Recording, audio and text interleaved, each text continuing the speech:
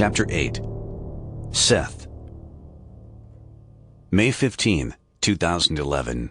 Ile de Cuivre, Mediterranean Sea. You betrayed her. You sold her out. They will kill her, and it will be your fault. He could not think of anything else, as they unstrapped him to get him out of the room, and the thought filled his mind with the bitter disappointment of having failed.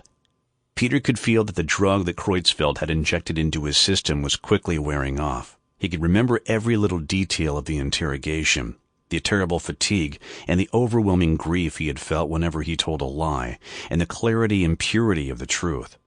But this did not lessen his feelings of guilt about selling Maria out. He had told them everything. Absolutely everything. It had been so easy. So terribly easy.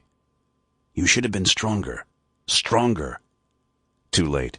Peter was sure that Maria's murderer was already on his way to Montpellier. Another thought washed over him, blended with the feeling of guilt like an antidote against a deadly toxin. What if you really are crazy? What if Maria and the amulet are just figments of your paranoia? Then everything would be fine. Accept that you are crazy and everything is fine. It is very simple. But in the end, it was not that simple, because Peter was unwilling to believe that Maria was nothing but a hallucination. Maria was real, and his guilt was real. He had kissed her, and he had sentenced her to death. Peter was only dimly aware that the two male nurses were not taking him back to the hospital cell on the upper floor. Instead, they were below sea level. The air smelled of salt, seaweed, and sewers.